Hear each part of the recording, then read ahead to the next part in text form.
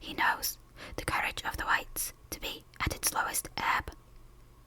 The white men have, in the meantime, made a rude stockade on the summit of yonder undulating ground, at the foot of which a stream runs, for it is destruction to be too far from water.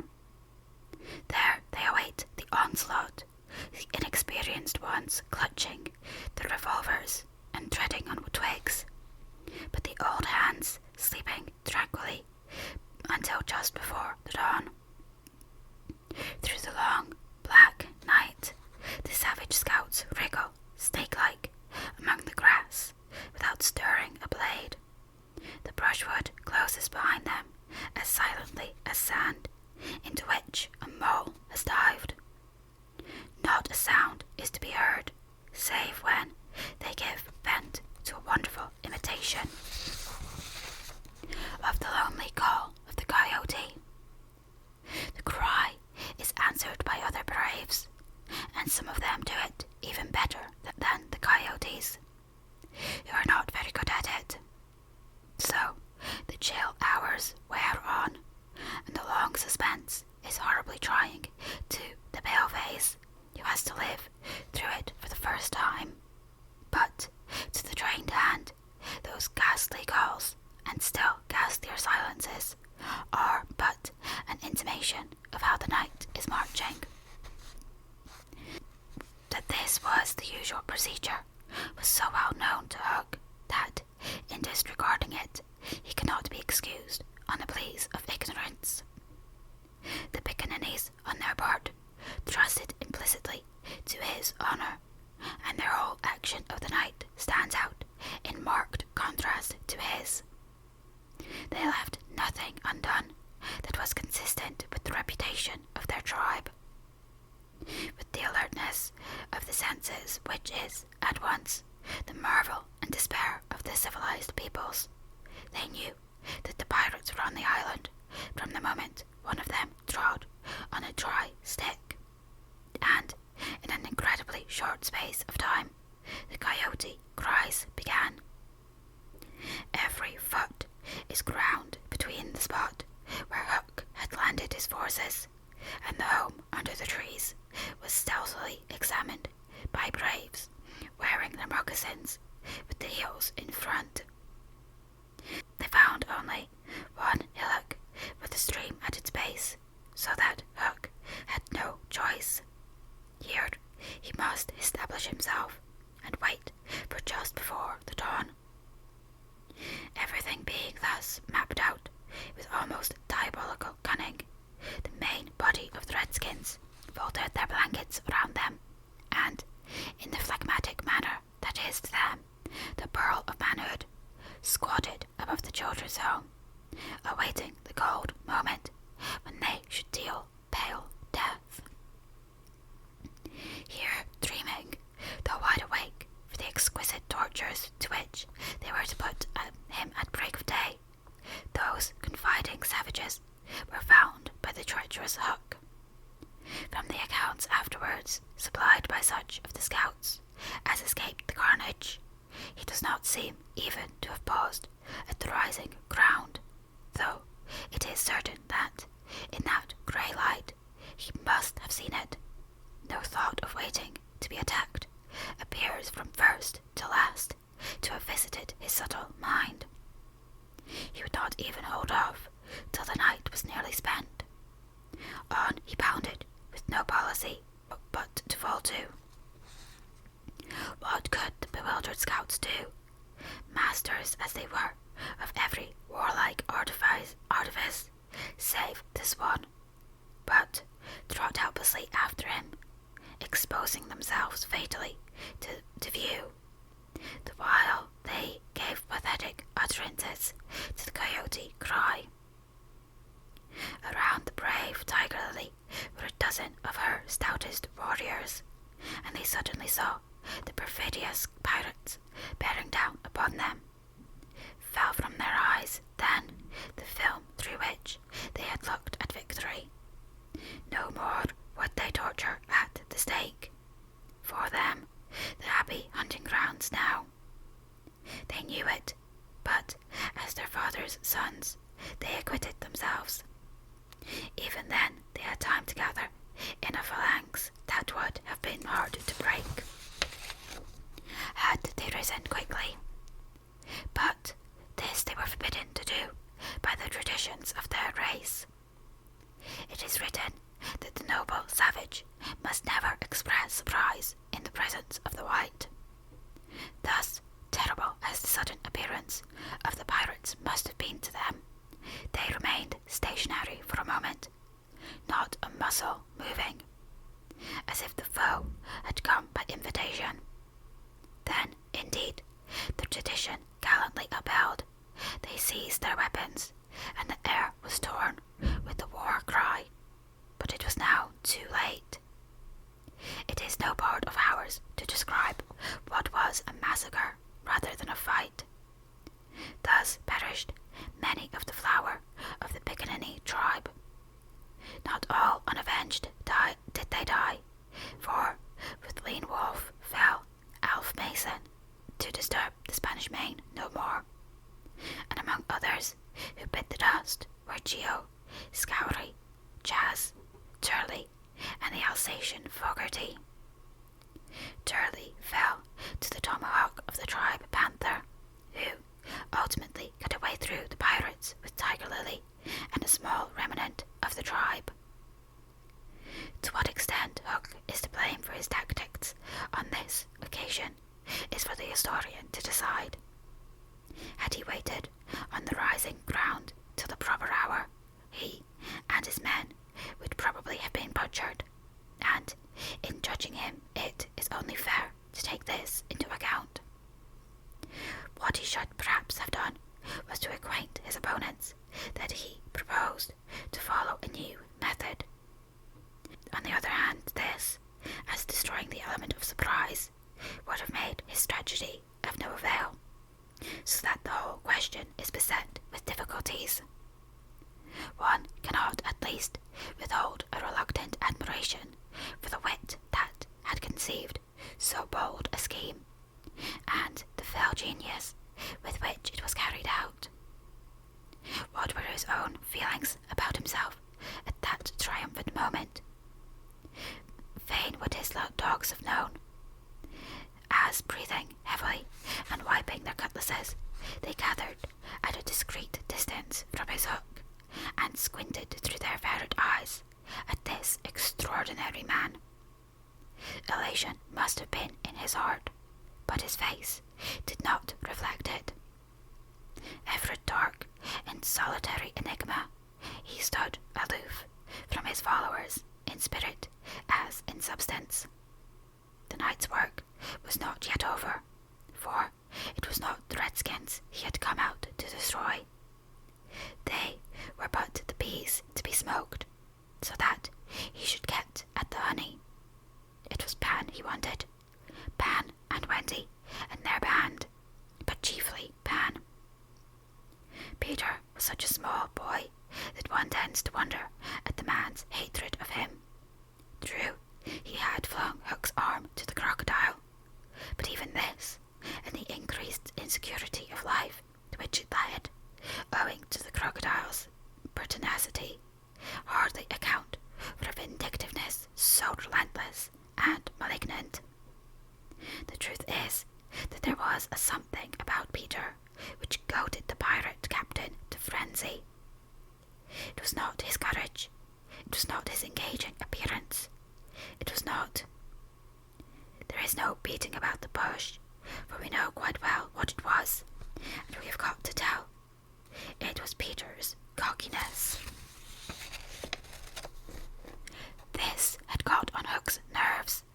It made his iron claw twitch, and at night it disturbed him like an insect. While Peter lived, the tortured man felt that he was a lion in a cage into which a sparrow had come. The question now was how to get down the trees, or how to get his dogs down. He ran his greedy eyes over them, searching for the thinnest one. They wriggled uncomfortably, for they knew that he would not scruple to ram them down with poles. In the meantime, what of the boys?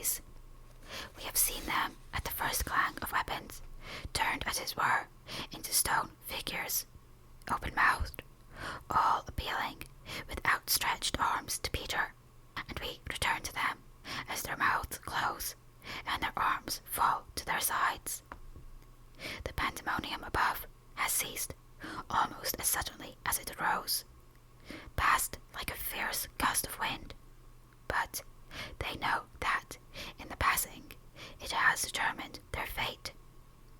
Which side it won? The pirates, listening avidly at the mouths of the trees, heard the question put by every boy, and alas, they also heard Peter's answer.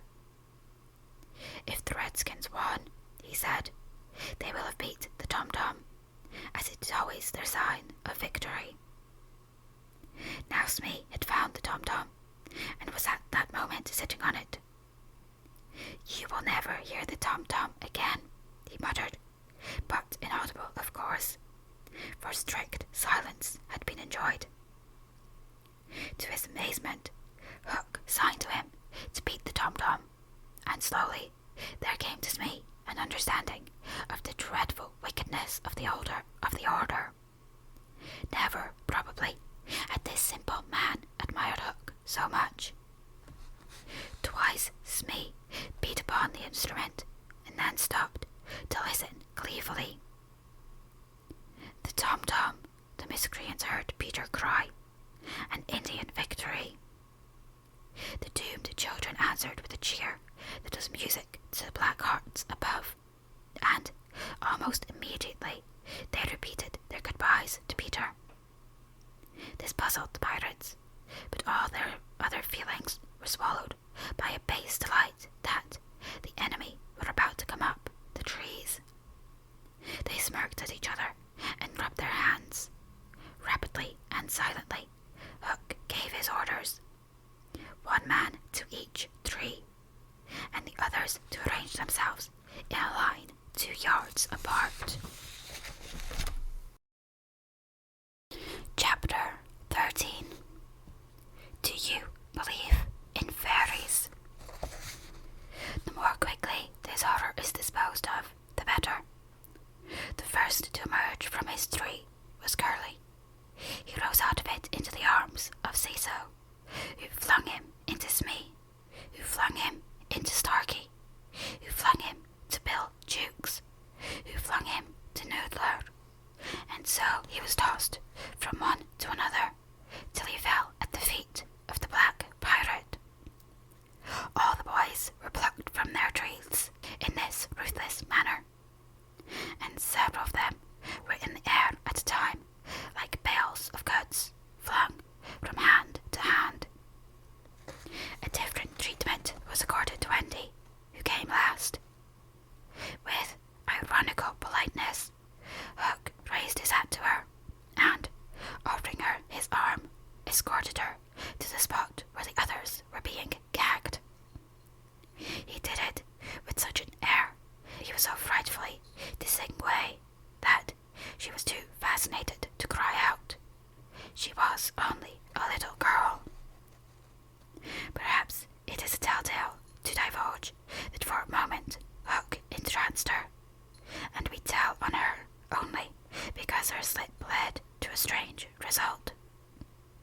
Had she haughtily unhanded him, and we should have loved to write it of her, she would have been hurled through the air like the others, and then Hook would probably not have been present at the tying of the children, and had he not been at the tying, he would not have discovered Slightly's secret, and without the secret, he could not presently have made his foul attempt on Peter's life.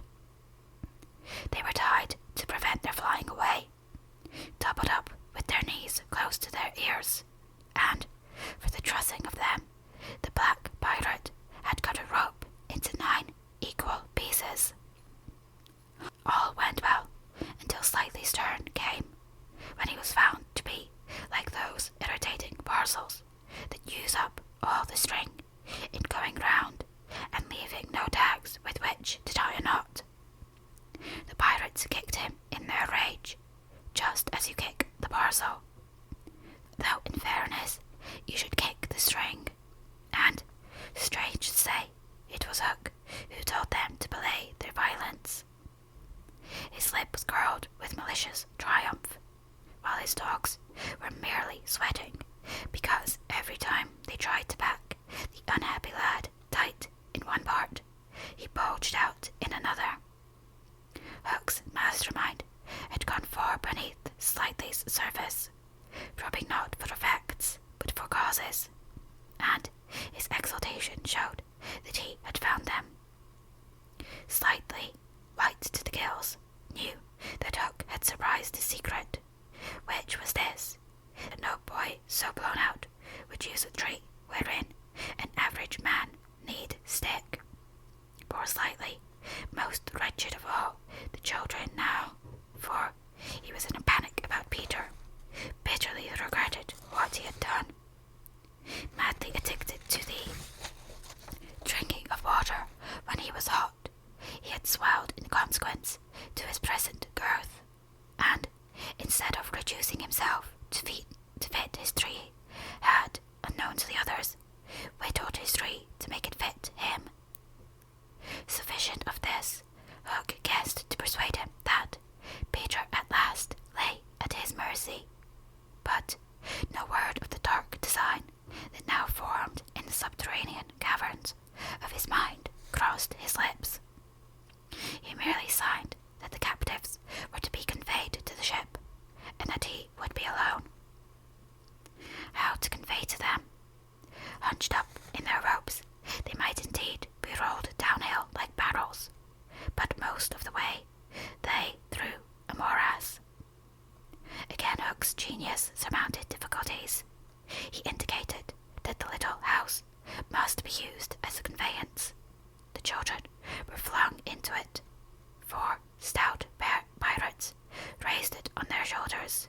The others fell in behind, and, singing the hateful pirate chorus, the strange procession set off through the wood. I don't know whether any of the children were crying. If so, the singing drowned the sound. But as the little house disappeared in the forest, a brave, though tiny, jet of smoke issued from its chimney, as if defying Hook. Hook saw it, and it did Peter a bad service. It dried up any trickle of pity for him that may have remained in the pirate's infuriated breast. The first thing he did, on finding himself alone in the fast-falling night, was to tiptoe to Slightly's tree, and make sure that it provided him with a passage. Then, for long he remained brooding, his hat of ill omen on the sward, so that a gentle breeze which had arisen might play refreshingly through his hair. Dark as were his thoughts, his blue eyes were as soft as the periwinkle. Intently he listened for any sound from the netherworld, but all was as silent below as above. The house under the ground seemed to be but one more empty tenement in the void. Was that boy asleep, or did he stand waiting at the foot of Slightly's tree with his dagger in his hand? There was no way of knowing, save by going down. Hook let his cloak slip softly to the ground, and then, biting his lip till a lewd blood stood on them, he stepped into the tree. He was a brave man, but for a moment he had to stop there and wipe his brow, which was dripping like a candle. Then, silently, he let himself go into the unknown. He arrived unmolested to the foot of the shaft, and stood still again. By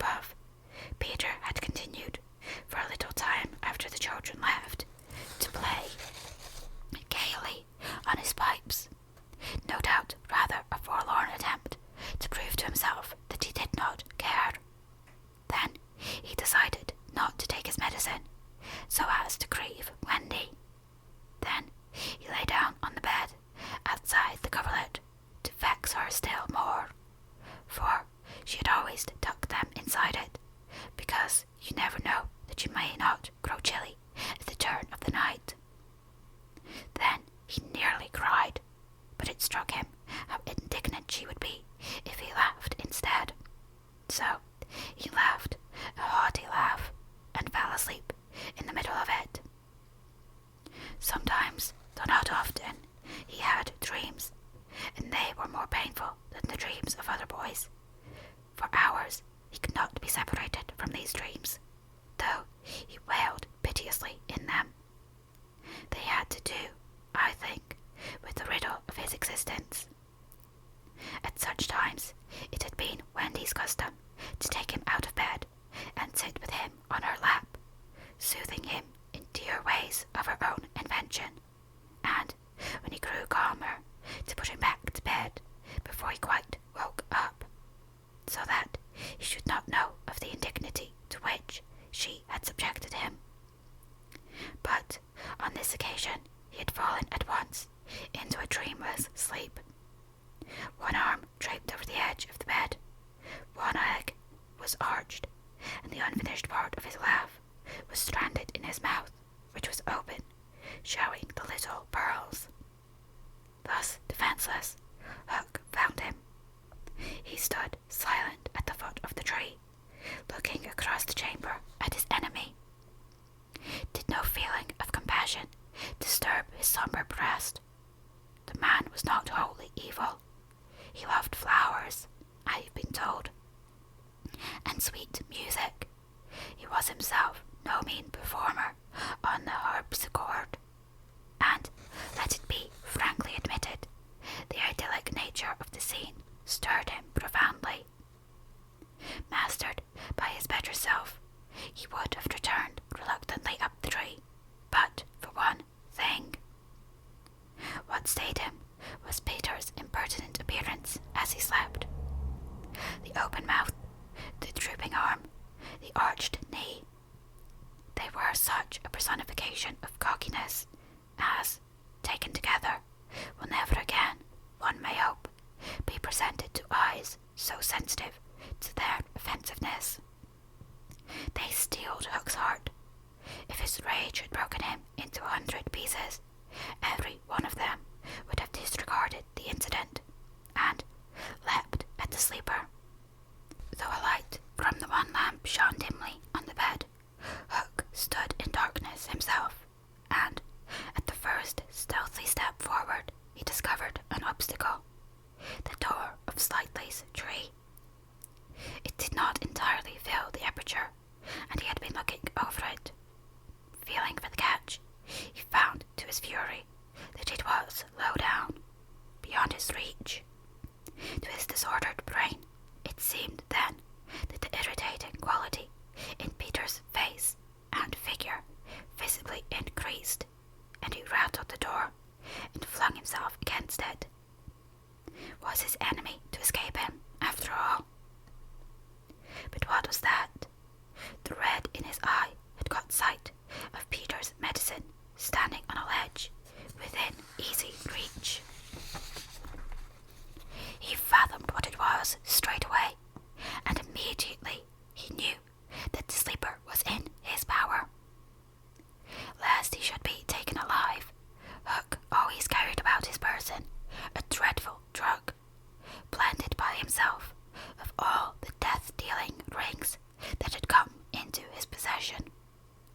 These he had boiled down into a yellow liquid, quite unknown to science, which was probably the most virulent poison in existence. 5 drops of this he now added to Peter's cup. His hand shook, but it was in exultation rather than in shame. As he did it, he avoided glancing at the sleeper, but not lest pity should unnerve him, merely to avoid spilling. Then, one long, gloating look he cast upon his victim, and, turning, wormed his way with difficulty up the tree. As he emerged at the top, he looked the very spirit of evil breaking from its hole. Donning his hat at its most rakish angle, he wound his cloak around him, holding one end in front, as if to conceal his person from the night, of which it was the blackest part. strangely to himself, stole away through the trees. Peter slept on. The light guttered and went out, leaving the tenement in darkness. But still he slept. It must have been not less than 10 o'clock by the crocodile when he suddenly sat up in his bed, wakened by he knew not what.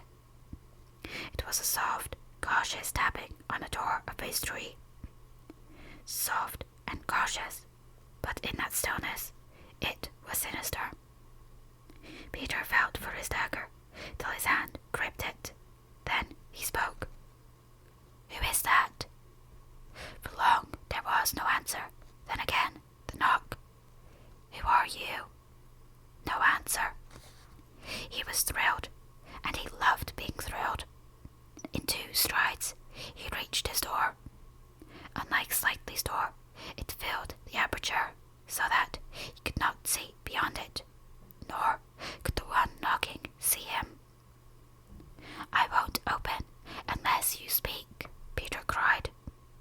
Then, at last, the visitor spoke, in a lovely bell-like voice. "Let me in, Peter." It was Tink, and quickly he unbarred to her. She flew in excitedly, her face flushed, and her dress stained with mud. "What is it?" "Oh, you could never guess," she cried, and offered him 3 guesses. "Out with it," he shouted, and in one ungrammatical sentence, as long as the ribbons conjurers pulls from their mouths, she told of the capture of Wendy and the boys. Peter's heart popped up and down as he listened. Wendy bound, and on the pirate ship. She who loved everything to be just so. "I'll rescue her," he cried, leaping at his weapons. As he leapt, he thought of something he could do to please her. He could take his medicine. His hand closed on the fatal draught. "No!" shrieked Tinkerbell, who had heard Hook muttering about his deed as he sped through the forest. "Why not?" "It is poisoned." "Poisoned? Who could have poisoned it?" "Hook." "Don't be silly. How could Hook have got down here?" Alas, Tinkerbell could not explain this, for even she did not know the dark secret of Slightly's tree. Nevertheless, Hook's words had left no room for doubt. The cup was poisoned. "Besides," said Peter, quite believing himself, "I never fell asleep." He raised the cup. No time for words now. Time for deeds. And, with one of her lightning movements, Tink got between his lips and the draught and drained it to the dregs. "Why, Tink, how dare you drink my medicine?" But she did not answer. Already she was reeling in the air. "What is the matter with you?" cried Peter, suddenly afraid. "It was poisoned, Peter," she told him softly. "And now I am going to be dead." "Oh, Tink, did you drink it to save me?" "Yes." "But why, Tink?" Her wings would scarcely carry her now, but in reply she alighted on his shoulder and gave his chin a loving bite. She whispered in his ear, "You silly ass," and then, tottering to her chamber, lay down on the bed. His head filled almost the 4th wall of her little room as he knelt near her in distress. Every moment her light was growing fainter, and he knew that if it went out, she would be no more. She liked his tears so much that she put out her beautiful finger and let them run over it. Her voice was so low that at first he could not make out what she said. Then he made it out. She was saying that she thought she could get well again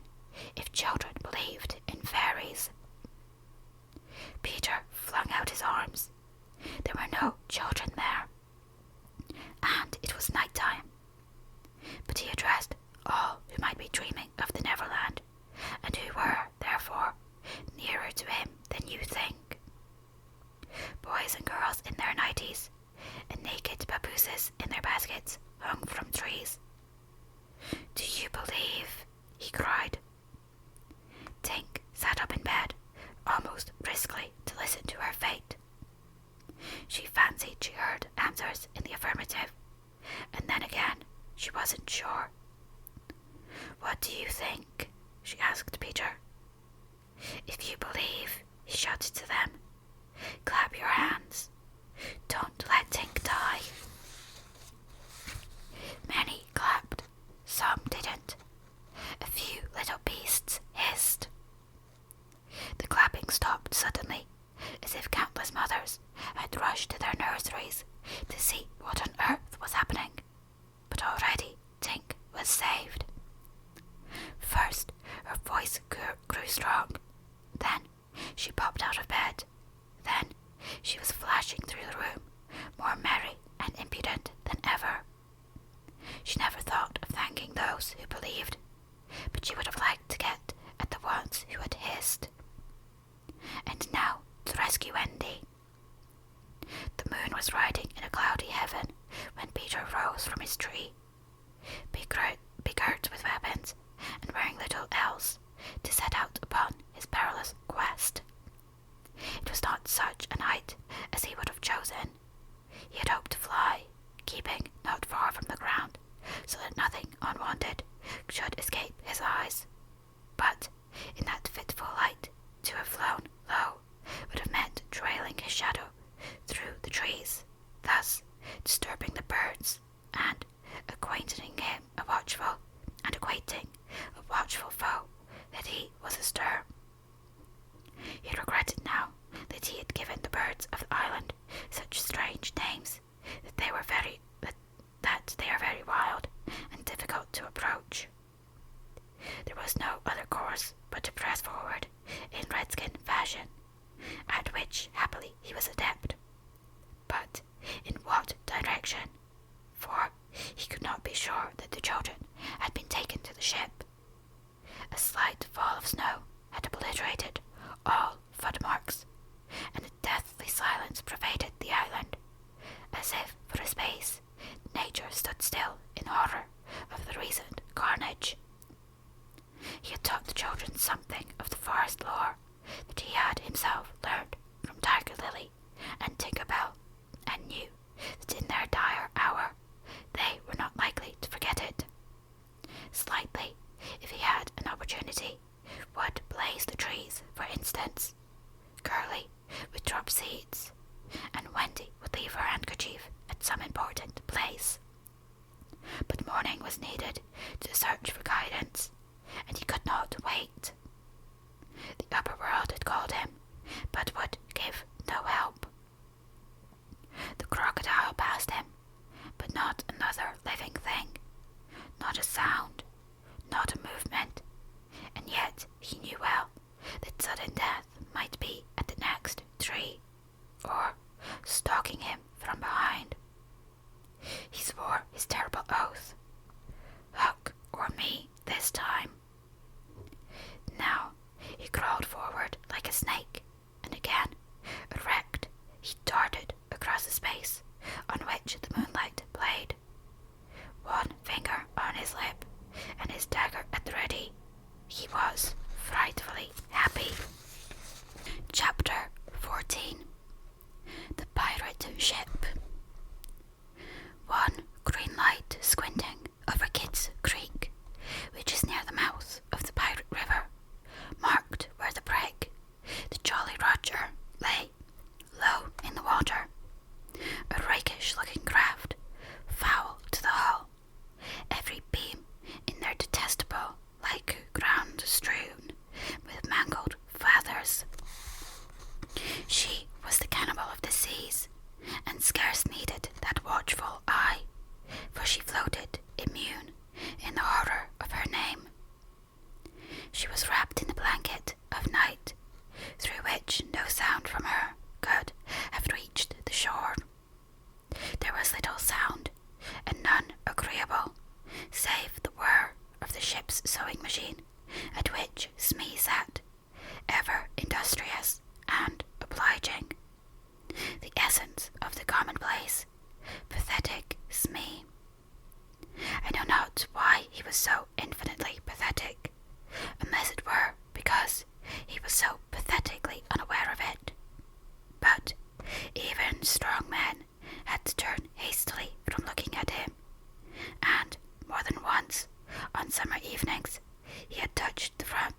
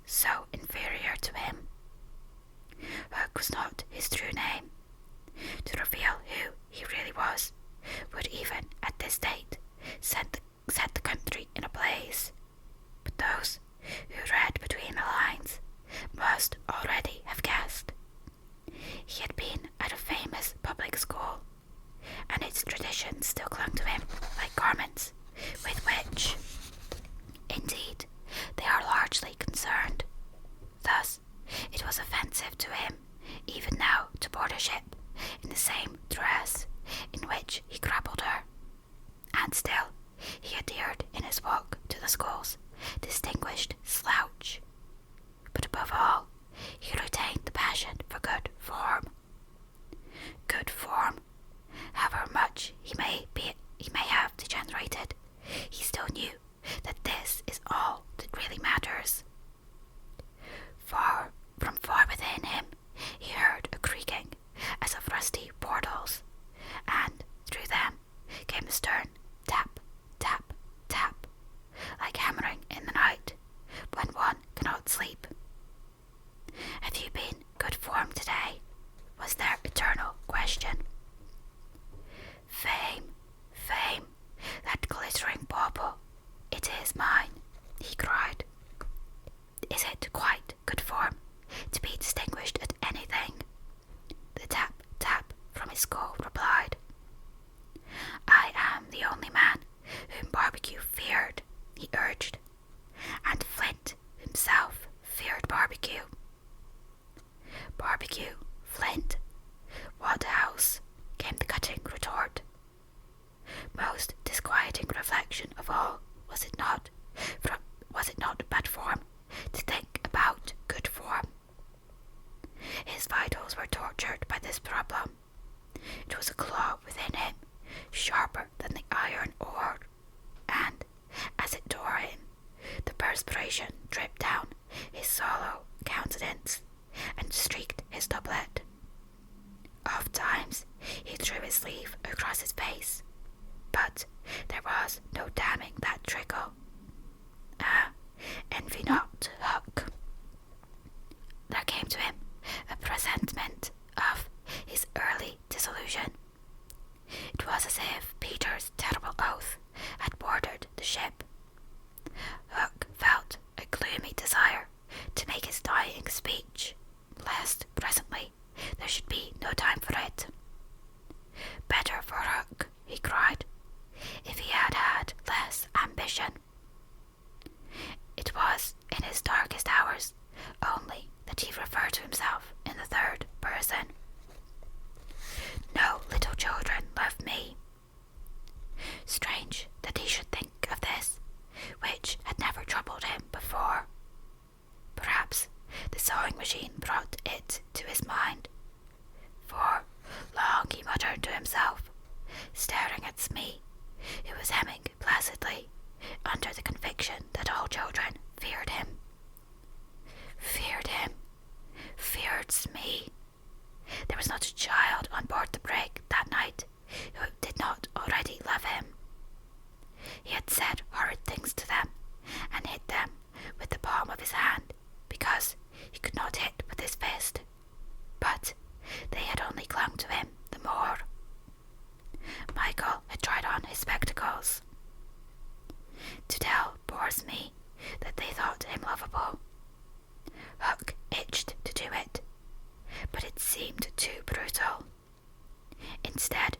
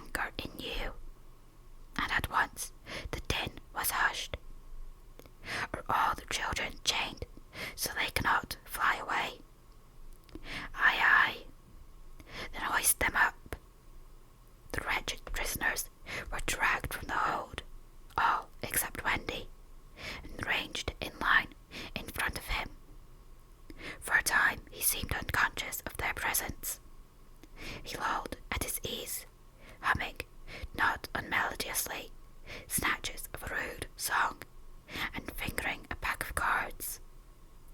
Ever and anon, the light from his cigar gave a touch of colour to his face.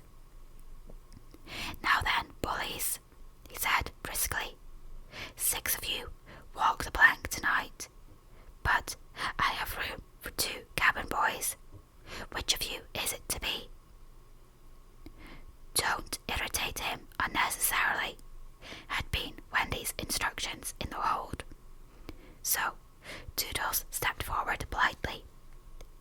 Toodles hated the idea of signing under such a man, but an instinct told him that it would be prudent to lay responsibility on an absent person, and, though a somewhat silly boy, he knew that mothers alone are always willing to be the buffer.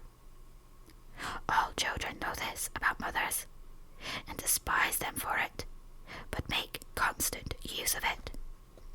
So Toodles explained prudently, "You see, sir, I don't think my mother would like me to be a pirate. Would your mother like you to be a pirate, Slightly?" He winked at Slightly, who said mournfully, "I don't think so," as if he wished things had been otherwise. "Would your mother like you to be a pirate, twin?" "I don't think so," said the first twin, as clever as the others. "Nibs would." "Stow this cab," roared Huck, and the spokesmen were dragged back. "You, boy," he said, addressing John, "you look as if you had a little pluck in you. Didst never want to be a pirate, my hearty?"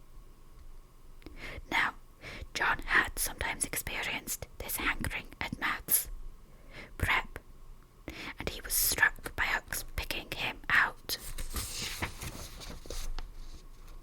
"I once thought of calling myself Red-Handed Jack," he said diffidently.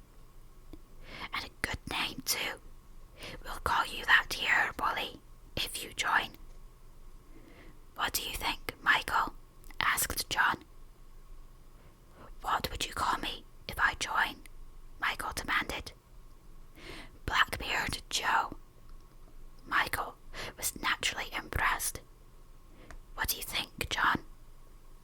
He wanted John to decide, and John wanted him to decide. "Shall we still be respectful subjects of the king?" John inquired. Through Huck's teeth came the answer. "You would have to swear, down with the king." Perhaps John had not behaved very well so far, but he shone out now. "Then I refuse," he cried, banging the barrel in front of Huck. "And I refuse," cried Michael. Roll Britannia," squeaked Curly. The infuriated pirates buffeted them in the mouth, and Huck roared out, "That seals your doom. Bring up their mother. Get the plank ready." They were only boys, and they went white as they saw Jukes and Checo preparing the fatal plank, but they tried to look brave when Wendy was brought up. No words of mine can tell you how Wendy despised these pirates. To the boys, there was at least some glamour in the pirate calling, but all that she saw was that the ship had not been scrubbed for years. There was not a porthole on the grimy glass of which you might not have written with your finger, "Dirty Pig," and she had already written it on several. But as the boys gathered round her, she had no thought, of course, save for them. "So, my beauty," said Huck, as if he spoke in syrup, "you are to see your children walk the plank." Fine gentleman though he was, the intensity of his communings had soiled his ruff, and suddenly he knew that she was gazing at it. With a hasty gesture, he tried to hide it, but he was too late. "Are they to die?" asked Wendy, with a look of such frightful contempt that he nearly fainted. They are, he snarled. Silence all, he called gloatingly, from Mother's last words to her children. At this moment, Wendy was grand.